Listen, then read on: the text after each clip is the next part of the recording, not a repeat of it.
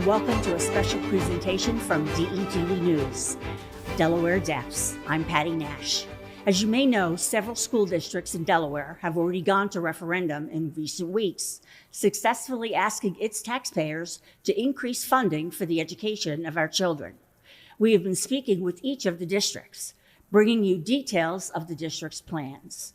In this episode, we'll be talking with Smyrna School District Superintendent Dr. Susan Brown.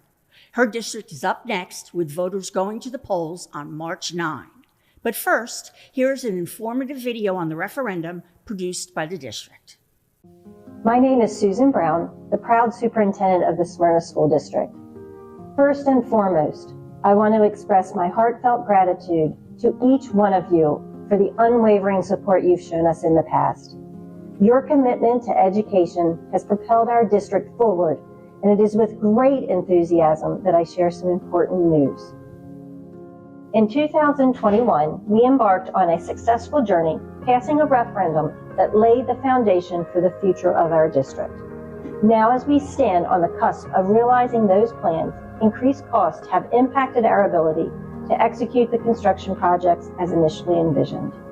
This is where I turn to you, not just as stakeholders, but as partners in ensuring the continuation of our plans, to seek your support for the upcoming referendum on March 9th, 2024. At the heart of the Smyrna School District is our commitment to fiscal stewardship. Our Board of Education has diligently reviewed and approved a capital project and operating expense referendum directly tied to the needs of our community. Your support in the 2024 referendum will not only match state funding, but will also continue to propel three vital projects forward: a new intermediate school on Rabbit Chase Road, the expansion and transformation of Clayton Intermediate School into Clayton Middle School, and the expansion of North Elementary. These projects are not just about physical structures, they represent a commitment to providing an optimal learning environment for every child. Your support will extend beyond bricks and mortar.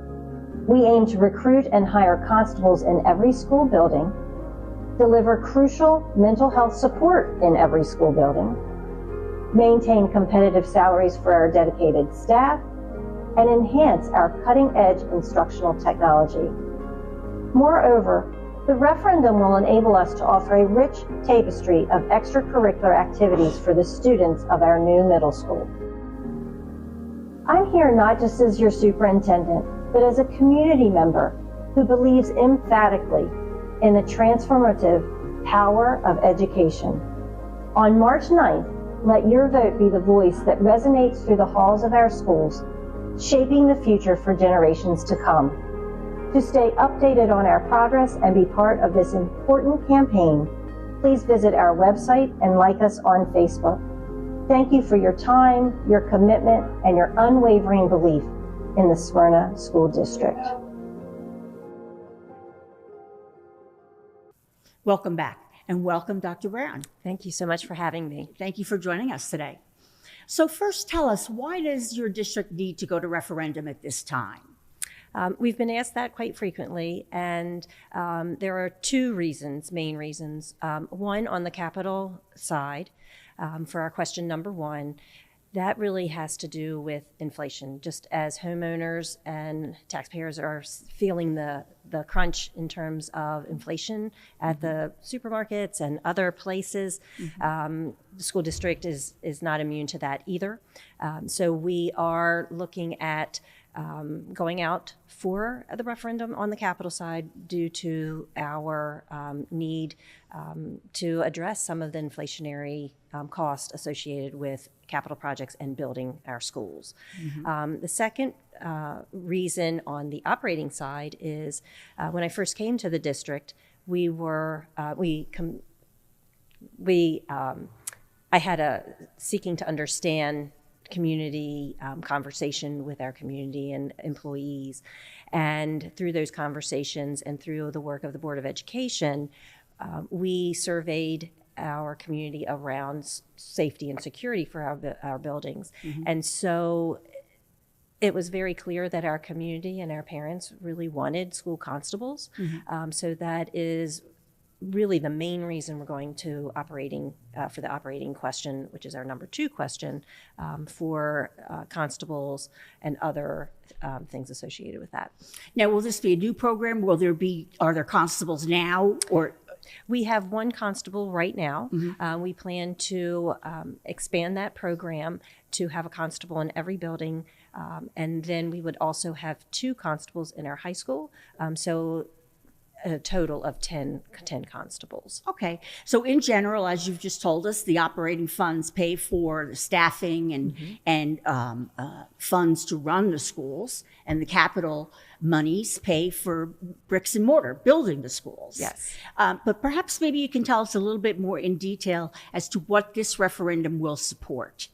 Absolutely. So our capital ask, our question number 1, we are asking for market pressure funds on the local side to support those inflationary costs. Our original referendum in March of 2021 approved 3 different projects. One was the new intermediate building, or new elementary school, which will become an intermediate building. We have our second part of that is we're going to take our Clayton Intermediate School and convert that to a middle school. And so there are additions and renovations to that building. And then the third is our North Smyrna Elementary School addition and renovations to that building. So the market pressure funds will support those measures and our building of those projects. And these projects, are they a function of increasing enrollment, or are they curriculum decisions? What goes into that? Sure. It's very, as you know, we look to our community, look to our Board of Education. So the original referendum back in March of 2021, as I mentioned, it is really looking at our growth. And so our vision around our growth will be to have 4 elementary schools with grades K through 3, 2 intermediate schools, grades 4 and 5, 2 middle schools, grades 6 through 8, and then our high school. Currently, it's not structured that way. We have an intermediate school that houses both 5 and 6, and then we have another intermediate school that houses 4, 5, and 6. And some of our elementaries house grade 4. So we're trying to bring some alignment to all of our schools in that regard. And then one of our intermediate schools, our Clayton Intermediate School, which currently houses 5 and 6, grades 5 and 6, that school will become the new the new middle school. And what does this referendum ask for from an individual taxpayer? So per year, we're looking at approximately $277, and that covers both question 1 and question 2 for the total referendum. So that would be both the capital expenses to build and the operating expenses to run the schools and to staff the schools. Absolutely, yes. Very good. It's an obvious question as to why someone with children in school would want to support, an increased curriculum and new school buildings and better facilities and all of that goes into it. Sure. Why would someone who does not have children in the schools support the referendum? What benefit does it bring to the entire community? I am a proud public supporter of public schools. I champion what we do and firmly believe that a good school district is beneficial to the entire community, regardless if you have students in in our care every day or not. So when we think about how a school district influences a community, we know that when people move, about 72% of people move in their lifetime. And when we think about the reasons why they move or they come back to where they grew up, there are a couple of reasons for that. One is family, job opportunities. We also know that they come back for entertainment, green space, recreational activities, and safety around like police officers and community policing. Okay. But we also know that many times people move back because of the school district. Okay. And so to have a successful, vibrant school district, that only impacts the community in a very positive way. So the more we can educate our youth and having them come back to the community, then there's that buy-in to ensure that we continue to have a very successful school district. So when I think about that question as to why, if you don't have children in our district, why you should support it. To me, it's not just about the school itself, it's about the community. Sure. And Smyrna is a very, very much a family community. And so to be able to impact the community in that way by having a great school district and really graduating students who are readers, communicators, healthy and employable problem solvers, that only helps to support everyone who lives in that community. And I think that realtors will tell you, even if you don't want to be altruistic and consider the children in the school and the system, that a strong school district will add to the property values of a home. Absolutely. That folks will ask what district a home is in, regardless of whether they have children or not. Is that a point that you try to make with your community as well? Absolutely. In fact, I recently moved to Smyrna, so I am a community member, and our children are actually public educators in another district in Maryland. But when we moved here, that was one thing we looked at was the school district, and not only because I'm the superintendent, but because of the community in which we serve. And so it absolutely is a selling point when you are a realtor, and we continue to see building happening in our district. Do you think that the students are aware of the referendum and what they are chance to gain by a successful vote from the community? I think some are, yes. We've had some great student shout outs in terms of our campaign that we've put together. Recently, one of our graduates from last year, he was the salutatorian, and when he came, he actually did an endorsement of the referendum and why it was important. We've had other community members do the same, and we've had some of our schools have used some of the things that are happening in their building as part of our videos as to why a vote of yes is so important to our engagement with them. And tell us who can vote for the referendum. You don't have to have children in the school. No, not at all. Okay. No, any community member who lives within the district may vote. Okay. And the polling places, are they normally at the schools or? We have 3 polling places. One will be at the Smyrna Middle School, Smyrna Elementary School, and Clayton Intermediate School. Okay, and we'll say March 9 again. What are the hours of the 7 a.m. to 8 p.m. Yes, and we are having our I Love Day, I Love Smyrna School District Day, which will be at the high school. So people are welcome to come, and that's a community event where we provide lots of free things, student performances, to just showcase how wonderful our community and our school district is. As we mentioned at the top, there's been several districts that have gone to referendum, Brandywine, Red Clay, and then Colonial. All 3 were successful. Appoquinimink, I guess was 2 months ago, perhaps now, had a referendum that was not successful, but they'll be going out again next month. Are you optimistic that your community will see fit to support the schools as well? I am optimistic. We've been fairly successful with our referendums in the past, and the March 2021 was capital and operating, and it was successful. I do think that our community supports us greatly, so I am optimistic.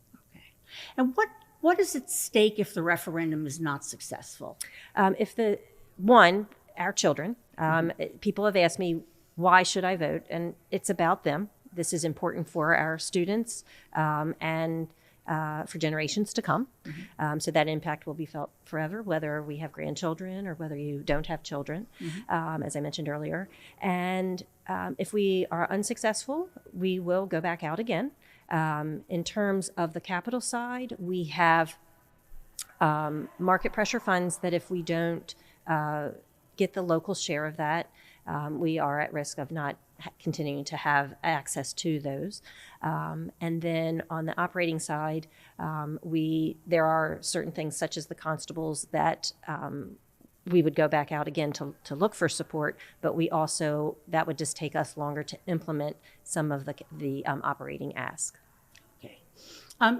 What do you think makes your district unique? I mean, a lot of the districts tend to get lumped together. What's special about your district? What do you tell relatives around the country? What are you proudest of in your district? I'm proudest of the people and the students. For me, that's why educators do their job. It's about being servant leaders and really working with students, making sure that they have access to a high quality, inclusive education, number one, in a safe and secure environment. But also, when I'm asked about Smyrna from other colleagues, it's about family. When I first came to Smyrna, everybody would say, I would say, how would you describe Smyrna? And everyone said that the district is a family, that we take care of one another. And I've seen that in my short tenure there, that we take care of one another, and I'm very proud of that fact. Okay. And what impacts, both good and, regardless of how the referendum goes, does this have on staff? Part of our operating ask is also competitive salaries. So we would like to maintain those. Providing safe and secure environments for our staff and employees is as equally as important as making sure that our children are safe. With the capital ask, having another building will reduce our crowding within the schools and be able to adjust some of our class sizes as well, because we will have more space. Okay. And before we wrap up, what would you like to say to the community, someone that's watching today? What would you like them to walk away with from your discussion here today? Well, first, I'd like to thank you for the opportunity to share the great things that we do in the Smyrna School District. I'm very proud to be a part of this community. As I mentioned earlier, I do live here. We moved here, and it's not. There's nothing in excess that we're asking for. We are asking for what we need to do in order to make our vision regarding our capital projects come true. And then on the operating side, it's making sure that our students have safe and secure environments, along with competitive salaries for our employees. And we also know that with a new school, middle school, we'll have other opportunities for students. So this referendum is about children. So a vote for that and a vote of yes only just solidifies that for our children. Okay, and let's just hammer it home one more time. Yes. The date of the referendum is March 9th, 2024. And hours the polls are open? 7 to 8. Very good. Well, thank you for joining us today, and good luck on the 9th. Okay, thank you so much. And thank you all for tuning in today. You're watching DETV.